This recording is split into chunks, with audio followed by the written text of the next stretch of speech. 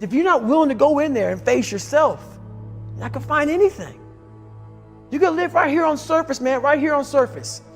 So if there is an ending to this world and there is somewhere to go and there's a judgment, you're gonna get there and you might see a chart.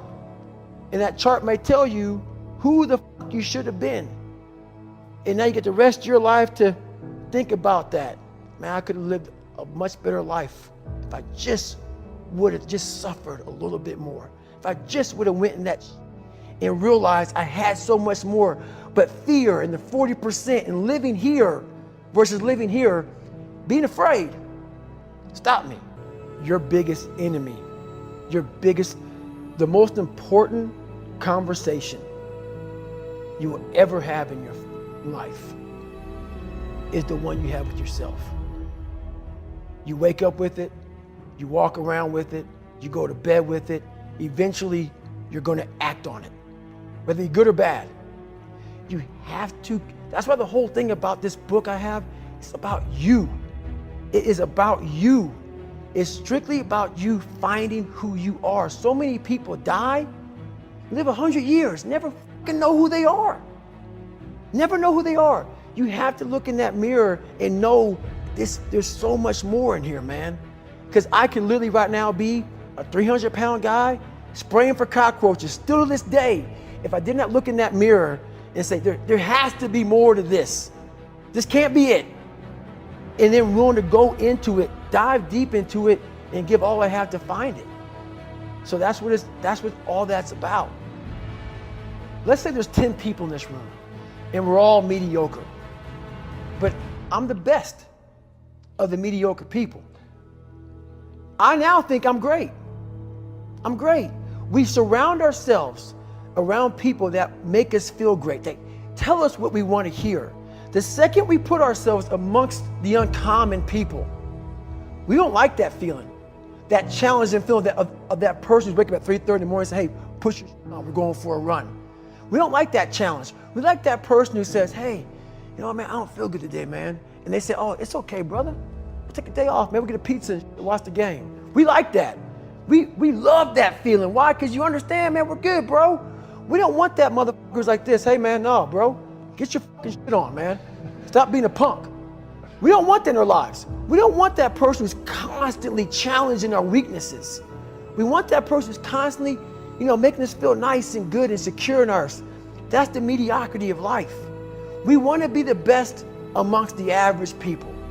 People wonder, how do you stay hungry all the time?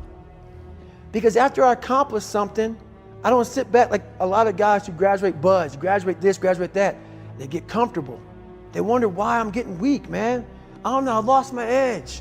What's going on? Because once you hit the top of the fucking mountain, guess what happened? I'm good. I'm good, so you wonder why you're falling down now. Because once you reach the top of the mountain, you got to build another one. That's mediocrity. There's a lot of people in mediocrity who have a nice resume, but they're one-timers, man. They hit a one-time deal, they busted it open, got a lot of money, but they're good. You're mediocre now, man. What are you fucking doing today, tomorrow, the next fucking day? That's why I'm listening to theorists. I don't listen to all that bullshit. I listen to a motherfucker who's like this, man. What's wrong, man? I'm fucking tired, dude. Why are you tired? Because tomorrow, I gotta do the fucking shit again, man. Whatever the shit is that made me fucking nauseous and sick to my stomach, it made me hurt. There's no ending. And that's the person I listen to. That's the person who's gained knowledge. You gain knowledge through suffering. And on the other end of suffering is a world that very few have ever seen. It's a beautiful world because that's where you find yourself. You don't find yourself in over here. You find yourself on the other end. Like the 100-mile race I was on, I ran it for 24 hours. I found myself on the other end of that race. That 19 hours, I found, wow, there's a whole nother world out here that I've never even saw, but the world's in your mind. And that's what all that mediocrity is about. The mind has the tactical advantage over you at all times. At all times of your life, the mind has a tactical advantage over you. Why is that? It knows what you're afraid of. It knows your insecurities. It knows your deep, dark lies. And it starts to push you away from that. It pushes you in a direction that is comfortable. The mind controls everything. So what I realized was that when I was growing up and I was 300 pounds and I got all fat and I got all insecure, I realized that my mind kept taking me in this direction. When things got uncomfortable for me, when I was facing my insecurities, I was facing my fears, my mind said, oh no, we have the tactical advantage. We need to get you, separate you from this feeling over here. Life's all about feelings. We want the happy feeling. We don't want that feeling of this sucks. If in that moment, you can answer those up questions and you are now in charge of your brain versus your brain ruling you, that's where all that stuff comes from. So the 40% rule is all of that. You get to 40%, your brain says, we're done. Let's roll, man. This is starting to get painful. This is uncomfortable. So you sit down. You have to figure out ways, and everybody's different. That's how the book kind of talks about, like we all have these things about, 5 steps to this and 4 steps to this. It's a lot more than that. That's all bullshit.